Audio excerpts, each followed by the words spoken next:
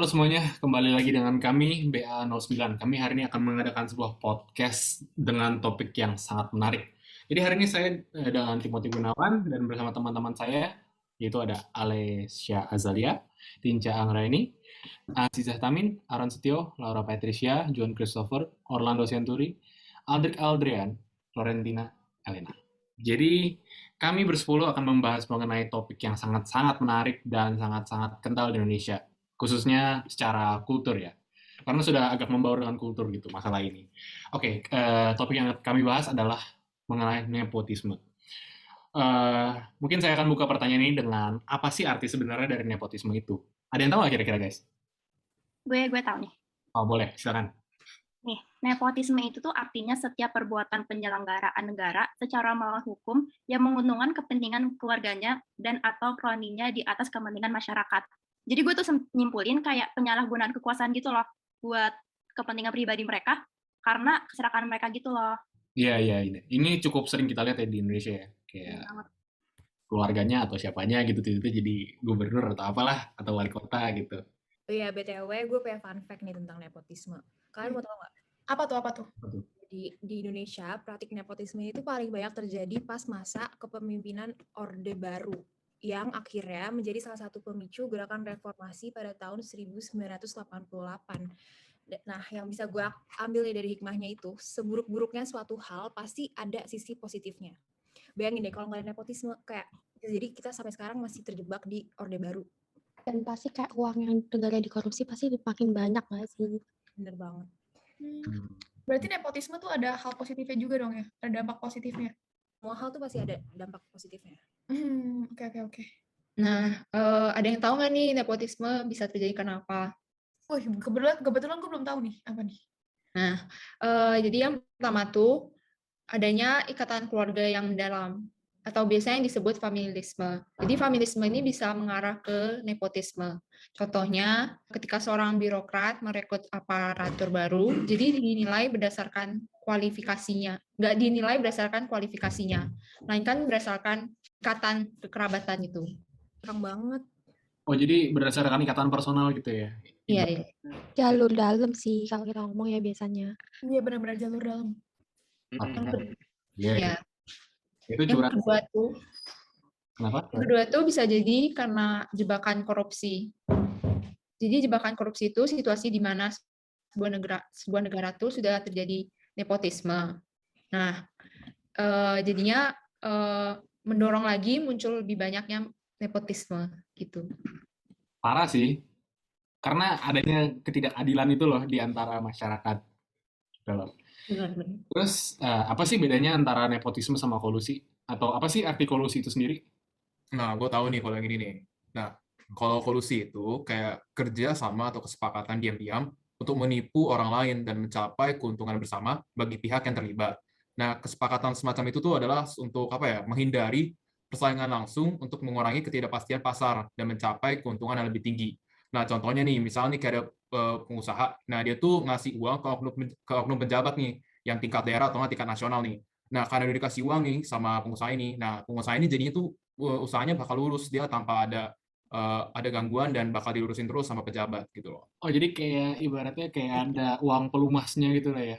Iya, betul banget. Usahanya mudah dalam perpajakan atau dalam urusan pemerintahan lainnya gitu ya. Betul.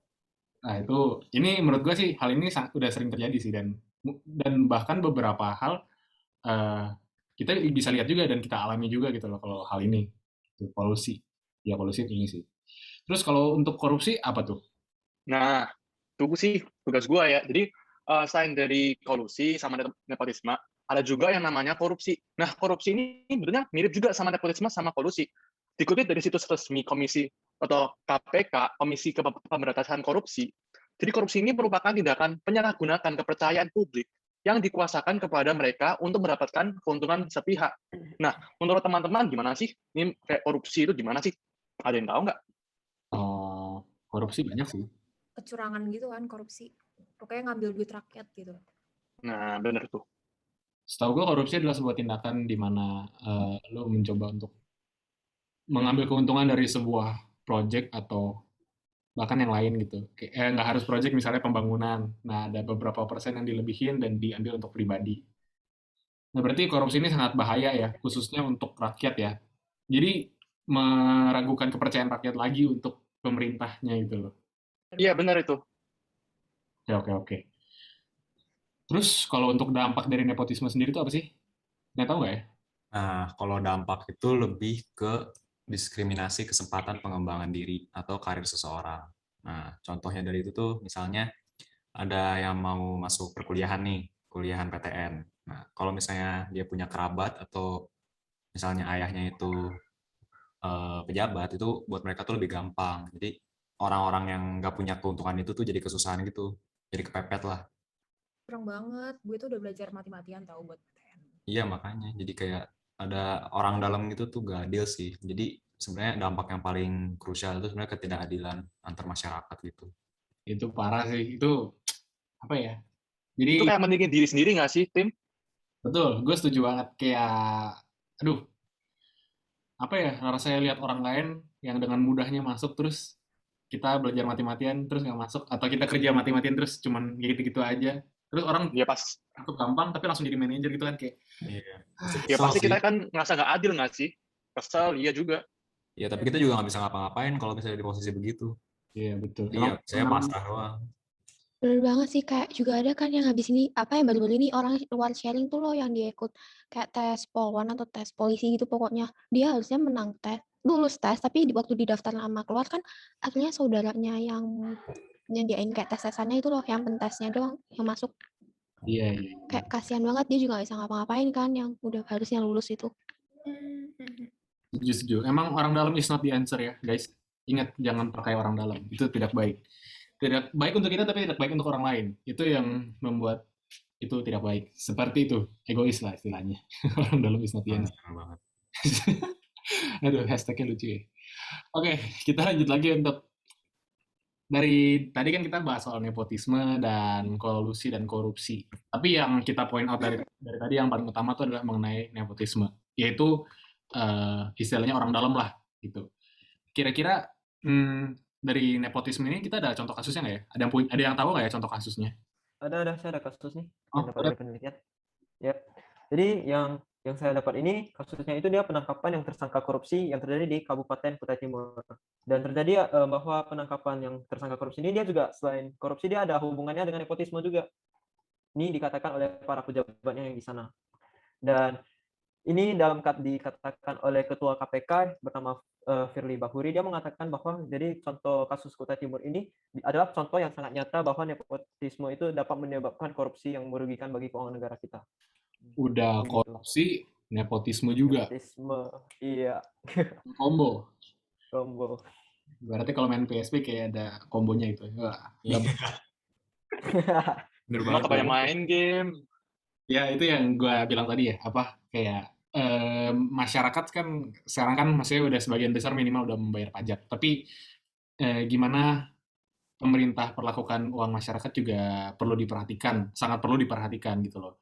Karena kalau misalnya terus berulang kejadian seperti itu ya itu sangat meragukan kepercayaan masyarakat kepada pemerintahannya sendiri. Dan itu menurut gue hal yang sangat berbahaya untuk negara Indonesia gitu loh. Ya hal-hal seperti ini kalau bisa jangan digunakan untuk kepentingan pribadi, dan kalau ada uang rakyat ya digunakan untuk memperbanyak apa ya perkembangan di infrastruktur Indonesia seperti itu sih. Terus kira-kira kalau ada yang punya contoh lain nggak ya kasus untuk nepotisme ini? Aku ada. Yang tadi kayak kata kamu Tim, yang harusnya memperkembang lagi ya harusnya Indonesia, yaitu yang ini proyek IKTP yang kapan hari itu harusnya kan Kemendagri udah rencana, memang akhirnya ada kolusi ini antara Irvanto yang punya PT Murakabi dan Oka yang punya PT Delta Energy sama perusahaan OM.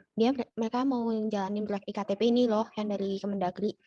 Tapi ternyata tujuannya itu kayak buat korupsi dananya gitu loh yang disiapin sama Kemendagri. Sebenarnya pun kayak harusnya kan DPR ya yang kayak perwakilan rakyat sendiri harusnya bela. Tapi kayak dibiarin gitu karena ketua DPR-nya si Novanto ini punya hubungan itu yang nepotisme yang tadi itu sama Irvanto yang merupakan keponakan dari Novanto, dan si Oka ini rekan bisnisnya Novanto. Jadi kayak dibiarin gitu loh. Aduh, lagi-lagi nih jalur dalam keluarga nih ya. Bener banget. Ordal again, oke? Wah, ngaco. It's not good, guys, oke? Ordal is not good. Oke, berarti tadi juga kira-kira kasusnya mirip sama yang pertama ya, yaitu korupsi dan orang dalam. Dan nepotisme juga, bukan orang dalam, maaf. Iya, bener banget. Itu apalagi proyek IKTP ya, yang besar ya. Pasti yang Iya. di juga nggak sedikit, sangat tidak sedikit. Kayak besar banget, mulai dari 2006 tuh sebenarnya sudah disediain dana sekitar 6 triliun nih sama Kemendagri. Terus 2010 udah 258 miliar. 2011 targetnya itu udah 6,7 juta penduduk. Tapi begitu 2012 nih yang mulai dikorupsi-korupsi, targetnya cuma jadi 200. Segitu turun banget gitu loh. Terus kayak mereka sudah mulai korupsi itu akhirnya ketahuan kan, mulai waktu tanggal 8 Februari 2018 kemarin tuh, si Irvanto ini sekitar korupsinya tuh 3, juta US dollar. Pokok sampai akhirnya semuanya itu totalnya Indonesia rugi sekitar 2,3 triliun.